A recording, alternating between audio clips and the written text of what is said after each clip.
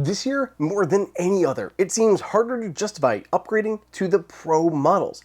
Let's break down and compare the differences between iPhone 16 and 16 Plus and iPhone 16 Pro and 16 Pro Max to help find out if it's worth it. Before we compare all of these, if you want to keep up to date with the latest Apple news, please consider hitting that subscribe button. Also, thank you to ESR for sponsoring this video. More on them in a few. There's usually a big delta between the entry-level and Pro phones. Technically there still is, but it's smaller than in years past. I mean, we're getting the newer A18 chip, the action button, the new capture button, and even some good camera upgrades. Let's walk through the differences. To start, there's a materialistic difference between the duos. The two regular models are made out of aluminum, while the Pros are once more titanium. You can choose between ultramarine blue, teal, that we have here, as well as pink, black, and white for the non-Pros, and desert, natural, black, and white for the Pros. We have the white and the desert titanium here in the studio. Flipping things over for the display. The non-Pros come in 6.1 and 6.7 inch sizes, while the Pros have 6.3 and 6.9 inch screens. You can see the difference is subtle when the two are compared side by side. Ultimately, you get a few more lines of text and elements are slightly larger. The displays also utilize several different technologies. The Pro phones are always on displays, meaning you can see the time, widgets, and a very dim version of your background while your phone is sitting idle. It's also great for standby mode because you can see the status at any time. The regular phones do shut off in standby mode, showing just the black display. Then there's Pro Motion, which dynamically adjusts the screen refresh rate all the way up to 120 Hz when there is motion happening, and slows down when it's more static. This is one of those things that has people torn.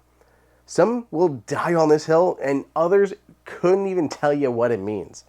Give me your honest opinion. Do you care about 120 Hz on your display? Let me know which way you side in the comments. Physically on the phones, much of it is the same. We're talking about the same action button and volume buttons on one side and the side button and camera control button on the other. All of the camera control features are shared, so no differences there. Of course, there are a lot of camera differences, and I'll get to those. Sorry, real quick, I need to pause because my iPhone battery is really low. Fortunately, I have a new set of chargers from this video's sponsor, ESR. They just launched their new line of Qi 2 chargers. Lately, I've been carrying around the ESR Qi 2 5000 mAh battery pack. It's super slim at only 15.5 millimeters, yet it stays cool thanks to its internal sensors that read the temperature and use AI algorithms to keep the battery pack below 99.14 degrees Fahrenheit, so it won't overheat. Heat and speed are a constant battle for these tiny portable chargers. An iPhone 15 Pro will be 84% charged in only 2 hours and 25 minutes. So yeah, it's pretty fast. Plus, the built-in kickstand makes it super convenient to watch content in both portrait and landscape orientations. If you need a stationary charger, I'm really excited about the new ESR 3-in-1 with 15-watt Qi 2 and Cryo Boost and a fast charge Apple Watch puck. It's using a new generation of Cryo Boost that's more efficient and quieter than before to keep your phone cool and to increase charging speeds. And it's affordable, nearly the same speeds as Magsafe, but for less cash. That same tech is built into its new car charger too. Again, 15-watt magnetic Qi 2 with active cooling Cryo Boost. That's extra critical in the car where GPS functionality, the heating vents, or the sun can all cause your phone to heat up. Grab any of these and more of ESR's gear at the link in the description. They all have USB-C for connectivity, but there is a distinction here. The base models only support USB 2 data speeds, while you get USB 3 on the Pros. If you are importing photos to your phone or connecting external drives for anything, this will matter.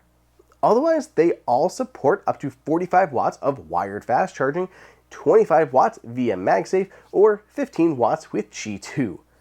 Internally, the iPhone 16 and 16 Plus have the A18 chip, while the two Pros use the A18 Pro. The regular phones are basically using a binned version of the A18 Pro, meaning it's based on the same chip, but during production, it perhaps didn't have enough cores, so they use it as the lower tiered version. Both chips have 6-core CPUs, but the higher end phones have a 6-core GPU as well, compared to only 5 cores on the others.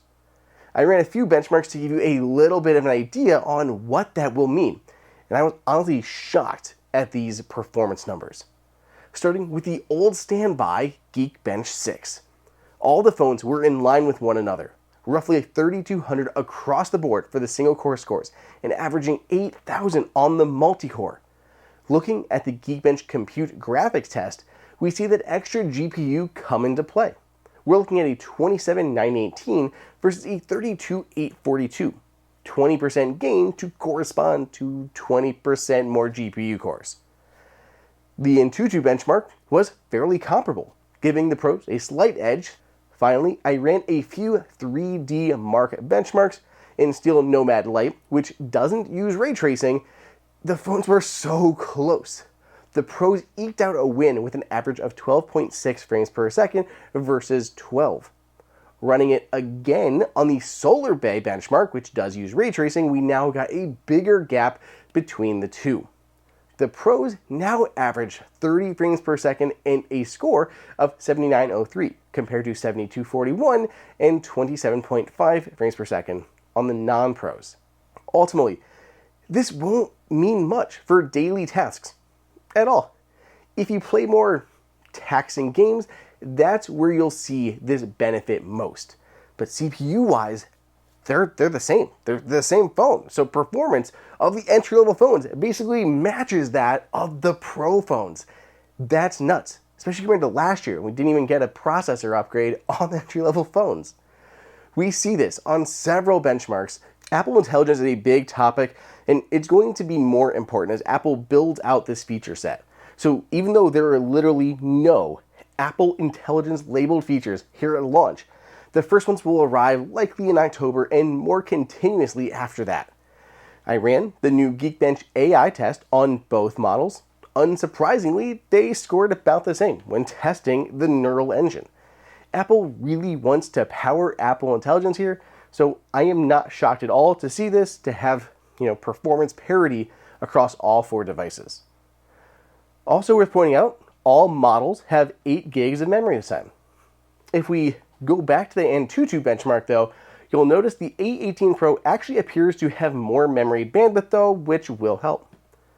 This kind of all culminates with the cameras, which is a more complicated compare than in years past. I'll walk you through these cameras, then we'll talk about the features that separate them. So the Pro models have 3 cameras, plus LiDAR. There's a 48 megapixel primary fusion camera, a new 48 megapixel ultra-wide camera, and a 12 megapixel telephoto camera for 5x optical zoom. The non-pros have 2 cameras, a 48 megapixel fusion camera and a 12 megapixel ultra-wide camera. All 4 can now capture macro photos, a new feature for those base models. What people will care about here is possibly the zoom. That's the reason to upgrade. If you don't need more than 2x zoom, you probably don't need the pros. And to be honest, after having 5x zoom on my Pro, I really don't use it all that much. Apple really tries to cater to the pro photogs, or wannabe pros, with the rest of the camera features, like night mode portraits, 4K 120, ProRes and ProRAW, JPEG XL format, external video recording, and 4 studio quality mics. I'll have a whole video on these new camera features, which I will try to link here when available. So let's step back. We got in the weeds granularly comparing these features. What does upgrading to the iPhone 16 Pro ultimately get you? The biggest differences will include a better display, an additional camera, pro camera settings, faster USB speeds, and better graphics. That's really it this year. But what will that cost you? A 128 gig iPhone 16 starts at $799, while the same storage configuration for the Pro starts at $999, a $200 delta. It's a fair amount of additional value, but it's not stuff that I think everyone needs. Like I said at the inset, this year, more than any other, the phones are very close to one another in terms of features and performance. This actually feels like how it should be.